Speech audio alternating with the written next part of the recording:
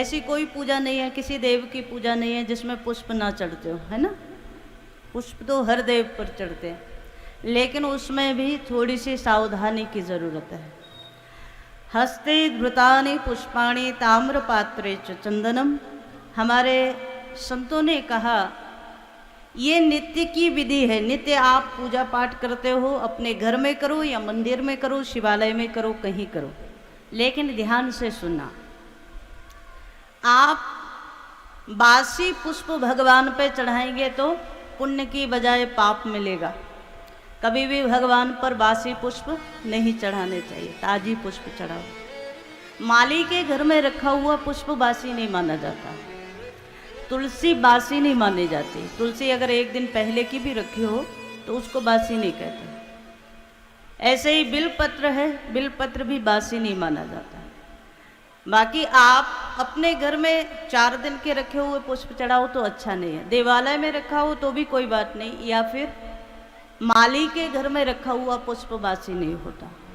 और वो पुष्प हस्ते धृतानि पुष्पाणि, हाथ में आप उस पुष्प को कुछ देर तक रखे रहो और बाद में चढ़ाओ तो वो देव के लायक नहीं होता।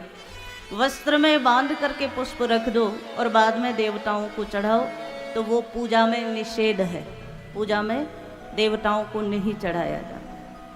कोई बढ़िया पुष्प देखा, आपने उसकी सुगंध ले ली, सूंघ लिया और बाद में देवताओं को चढ़ाया तो वो पुष्प देवता स्वीकार नहीं करते। तो हस्ते धृतानि पुष्पाणि, हाथ में रखे हुए पुष्प भगवान को नहीं चढ़ाने चाहिए। वस्त्रों में बांधे हुए पुष्प नहीं चढ़ाने चाहिए। कोशिश ये करो पुष्पों को जल में धोकर भी नहीं चढ़ाना है। पुष्प जैसे खिला है वैसे ही ताजी पुष्प भगवान को अर्पण करो। और इस बहाने से संतजन तो ये कहते हैं कि हमारा आपका ये जो शरीर है ये भी एक पुष्प ही है ना। अच्छा, बड़ी विडंबना ये है, बचपन में यदि बच्चे किसी के घर में ऐसा हो जाए, कोई बच्चा ध्यानस्थ होकर बैठ जाए, आधा घंटा भजन करता रहे, पूजा करता रहे, मंदिर ज़्यादा जाए, सत्संग ज़्यादा जाए, तो घर वालों को चिंता हो जाती है ये बड़ा होकर के बाबा ही ना बन जाए, है ना। तो लोग कहते हैं अभी इसकी उम्र थोड़ी है पूजा करने की, भजन करने की, तो कौन सी उम्र है। थोड़ा और बड़ा हुआ तो शिक्षा के क्षेत्र में चला गया, वहाँ कोई, जहाँ भी कॉलेज में, स्कूल में आजकल धार्मिक तो कोई वातावरण रहा नहीं। थोड़ा और बड़ा हुआ गृहस्थ में आ गया, गृहस्थ में आ गया और कहीं वो बैठ के समाधि लगा करके बैठ जाए, ध्यान में बैठ जाए, लोग कहेंगे ये कोई उम्र है तेरी पूजा करने की। तो वो भी समय निकल गया, तो उम्र कौन सी बची।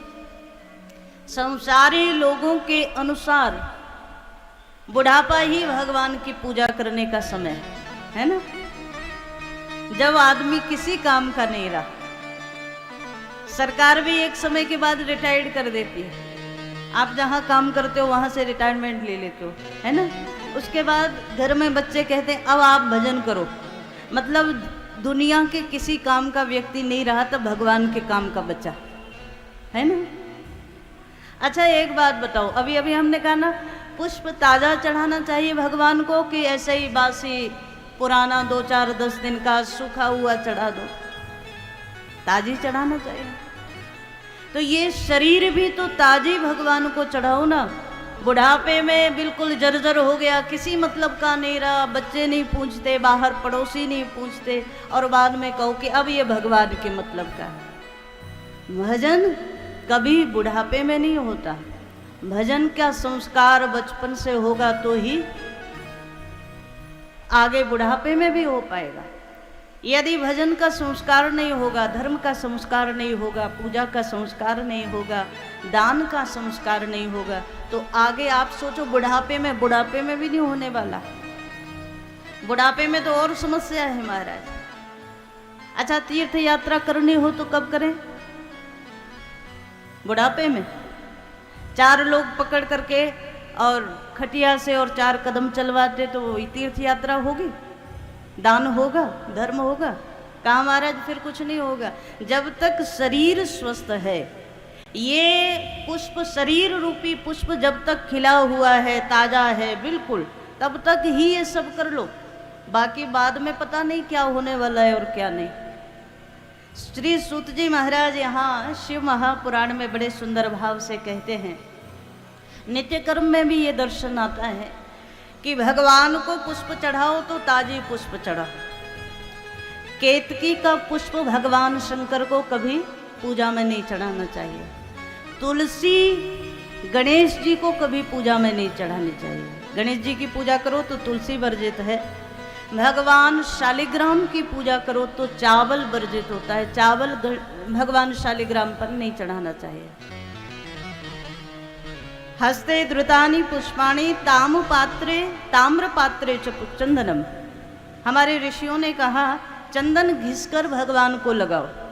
आजकल बाजार में आता है ना कई तरीके के बढ़िया सुगंधित चंदन, वो कोई सुगंधित नहीं है, वो मिट्टी ही है, ये मान लो आप, है ना। चंदन अगर आपको चंदन का जो एक घिसने वाला होता है वो मिल जाए तो अपने हाथ से घिसो, केसर डाल करके, और बढ़िया चंदन भगवान को रोज लगाओ। और भगवान को लगाने के बाद अपने मस्तक पर भी वो चंदन लगाओ। केसर का चंदन यदि आप नित्य अपने मस्तक पर लगाते हैं भगवान का प्रसाद मान करके, तो आपके जीवन में आ रही आर्थिक समस्याओं में भी आपको बड़ा लाभ मिलेगा। तो भगवान को चंदन लगाओ, लेकिन इसमें कहा जब चंदन लगाओ तो ना तो हाथ पर लेकर लगाना चाहिए भगवान को, जब चंदन लगाओ ना ताम्र पात्र में चंदन रख करके भगवान को लगाना चाहिए, वो भगवान को लगाने लायक नहीं रहता। या तो चांदी का पात्र हो या फिर अन्य कोई धातु का हो, लेकिन तांबे के पात्र में रखकर चंदन भगवान को नहीं लगाना चाहिए। तीसरी बात कही गंगोदकम चर्म पात्रे। गंगा जी परम पवित्र हैं। जो कोई भी गंगा जी का दर्शन कर ले, आचमन कर ले, स्नान कर ले, गंगा जी उसको पवित्र कर देते हैं, है ना। गंगे तव दर्शनान मुक्ति ही। लेकिन एक ऐसा पात्र है जिसमें गंगा जी भी अपवित्र हो जाती है। ऐसा कौन सा पात्र है? बोले चर्म पात्र। यदि किसी चर्म के बने हुए, उसको आप लोग क्या कहते हैं,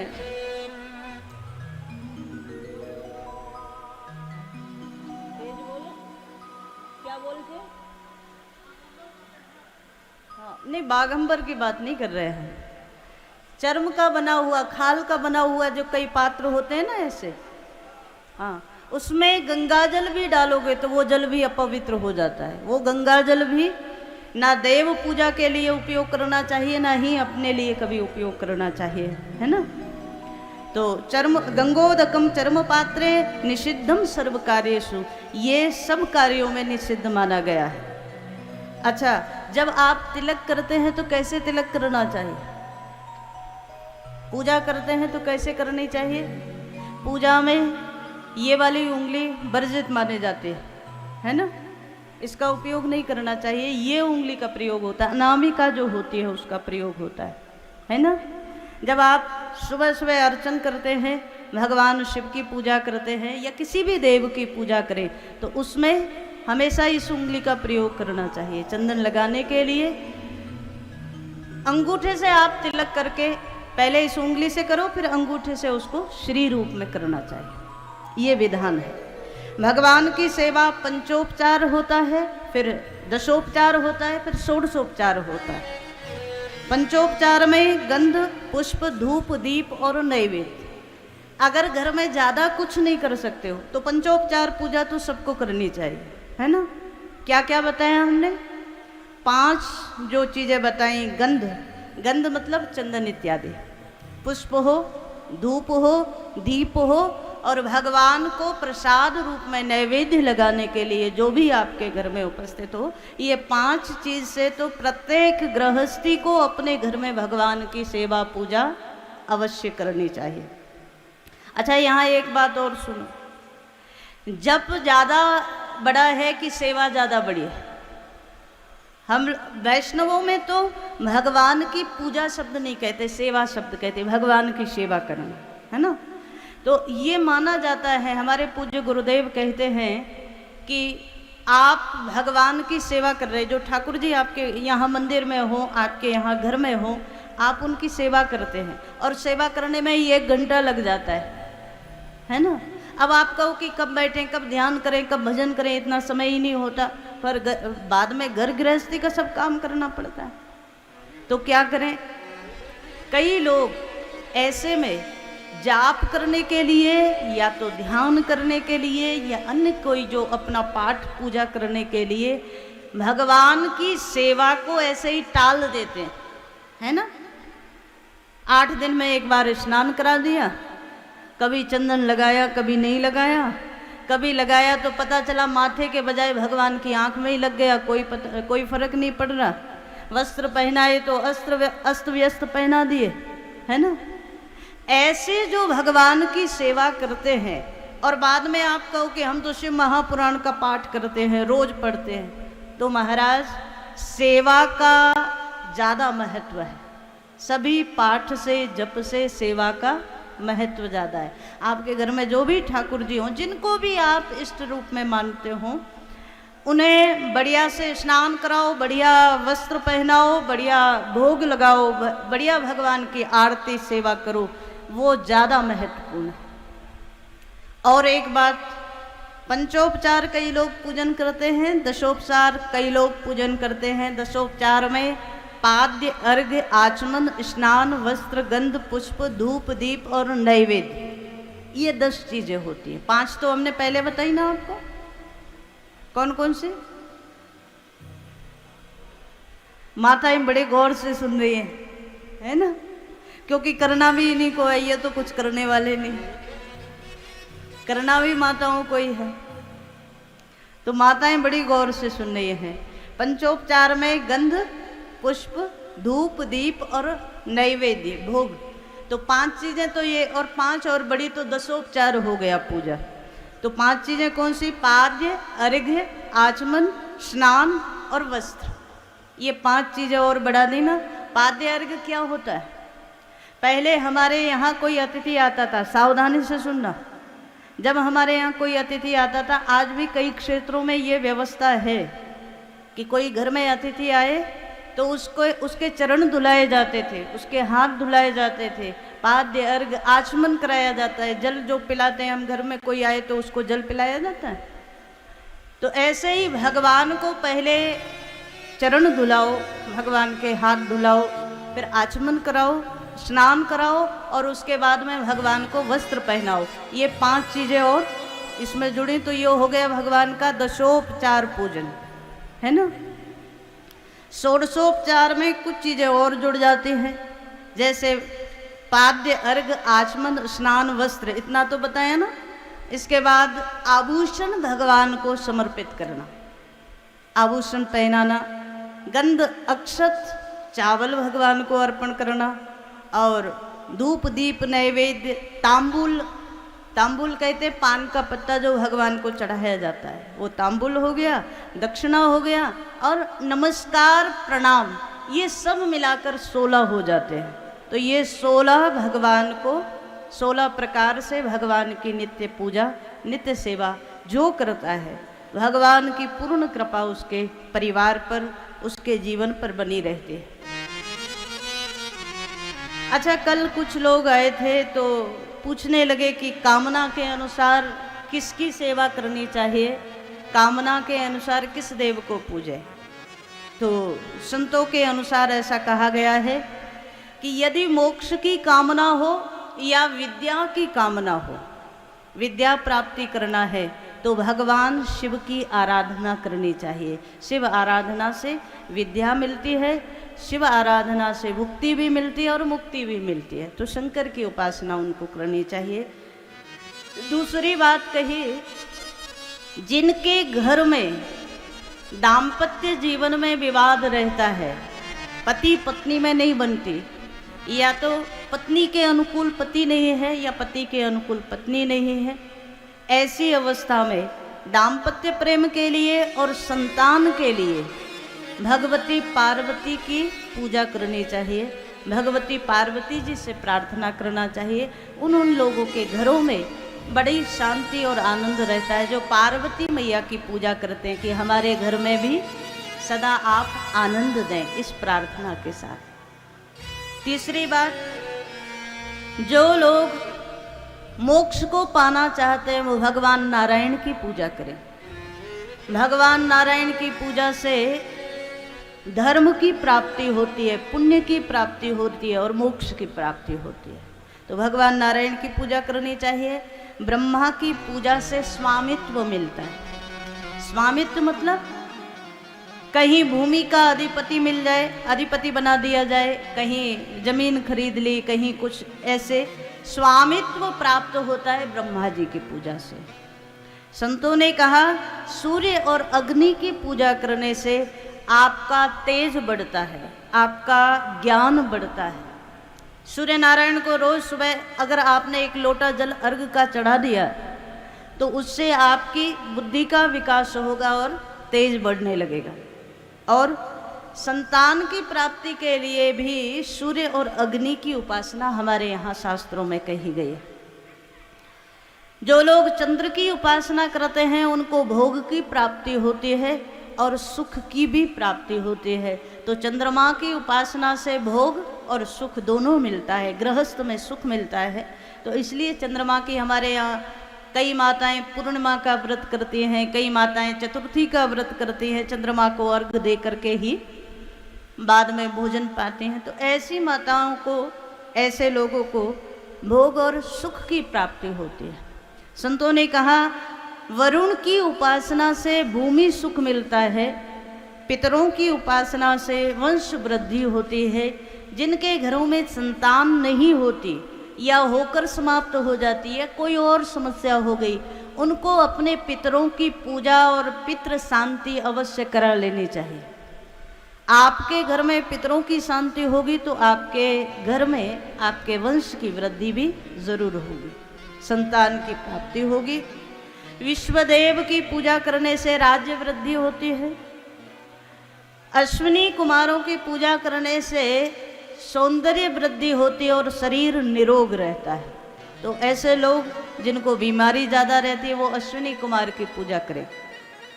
श्री सूत जी महाराज ने कहा कि जो जो लोग इस प्रकार से अपने जीवन में देवों से जुड़े हैं, इष्ट से जुड़े हैं, संत से जुड़े हैं और धर्म से जुड़े हैं, उनके जीवन की सब समस्याओं का अंत भगवान शिव अवश्य करते हैं।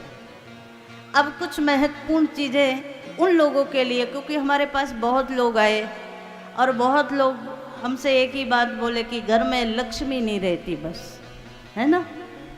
सुनना है? चाहिए? कहा महाराज ये तो सुख संपत्ति घर आवे कष्ट मिटे तन का, ये तो हर व्यक्ति को चाहिए। कब तक आए सुख और संपत्ति आए, ये तो गाते हो, कब तक आए? बोले ये कोई पता नहीं महाराज, बस आती रहे आती रहे आती रहे।